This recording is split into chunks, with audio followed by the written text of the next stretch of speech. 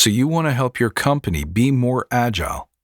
You create all of these extraordinary processes and guides, and then you go to your next project and find that none of it works. Well, how can this be? That's this week on the Badass Agile podcast.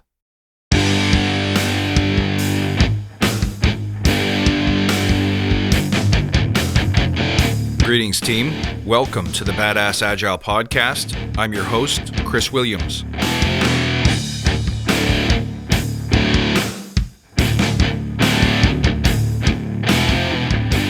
My friends, welcome back. Thank you for joining once again.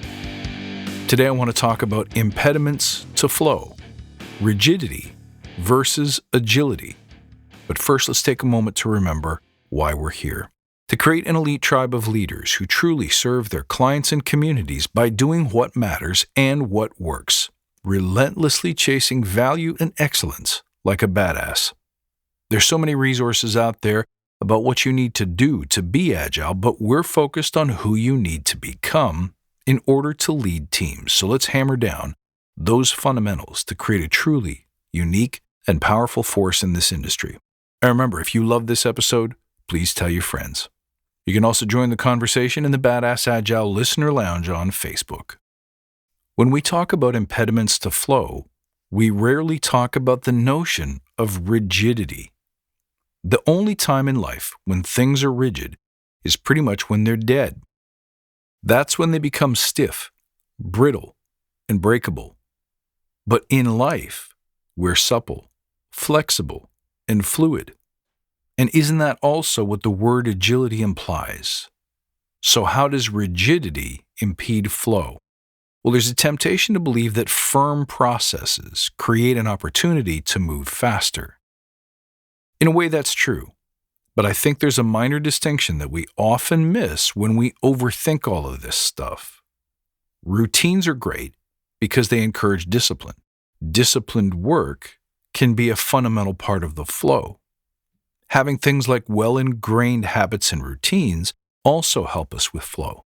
But the problem is, none of these things are helpful when we're working on problems that have never been solved before, when we're building things that are truly new, that have never been built before. Those situations require creativity, and we bump into real trouble when our processes are so rigid that they impede that creativity and ultimate flexibility. See, when we only permit ourselves to think in a small number of ways, being rigid isn't really about habits and discipline anymore. It becomes more about stubbornness and narrow vision. This is how we find the way we've always done things.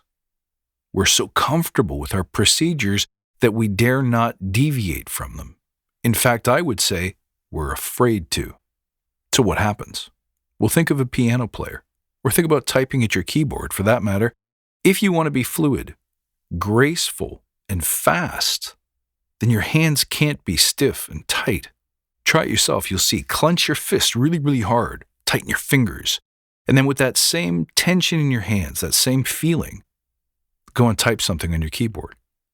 How well does that work? It doesn't serve you. Your hands need to be relaxed, accepting, confident, and free. Think of a tree. What makes a tree strong is that big network of powerful and wide-reaching roots that are underneath the ground that you can't even see. But above the earth, imagine if the trunk, the branches, the stems, and the leaves were all made of rigid plastic.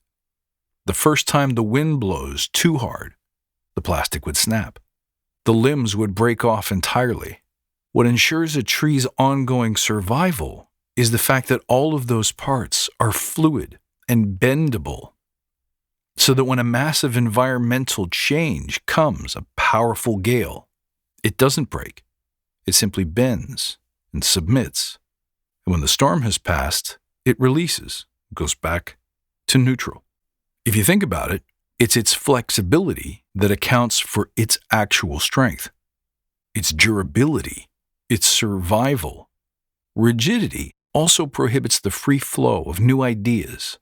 When we're stiff and clinging to certainty, clinging to tradition, clinging to process, it's going to be nearly impossible for new expressions, new attachments, and new connections to grow. When we're rigid, we're going to resist change. We can't see how a different way could work, especially if it's radically different from everything we think we know. So let me ask you, how could we be less rigid, more fluid, more nimble, more alive this week with our teams? What rigid processes could we let go of and simply trust that when the big wind comes blowing, we're going to be able to move and sway and balance with it? And the only thing we'll lose are the dead, brittle leaves that no longer serve us. How do we do this? How do we become more flexible, more nimble, and let go of our rigidity? Ask lots of questions, first of all. Question your thought processes. Anytime someone asks the question, how or why, think about your answer.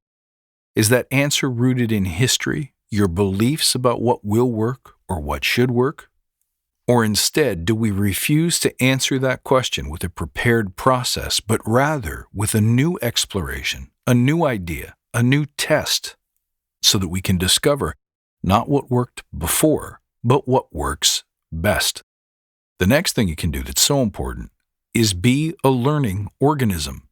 Talk to other people, share experiences, document what you hear, what you learn. Write down things that surprise you. Write down the things that inspire you. Keep meticulous notes so that you can go back from time to time and explore the riches of not only your experience, but the experience of others, because you never know when it will inspire the perfect solution to a perplexing problem.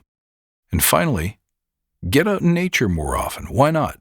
Look around you and see how all the different elements that surround us each and every day are able to survive, thrive, adapt, and change for the benefit of the entire ecosystem. Trust me, you'll see what true agility actually looks like. My friends, I hope you enjoyed this one. As always, you can reach out at badassagile.com, find me on Twitter at badass_agile, and on Instagram at badassagile. Don't forget to subscribe to this podcast wherever you listen so that you never miss an episode, never miss an update. And don't forget to check out theagilehorizon.com for our online news magazine. And if you believe that I can help your organization, don't forget to check out The Forge and the newly released Forge Professional. I look forward to seeing you next time, and until then, stay badass.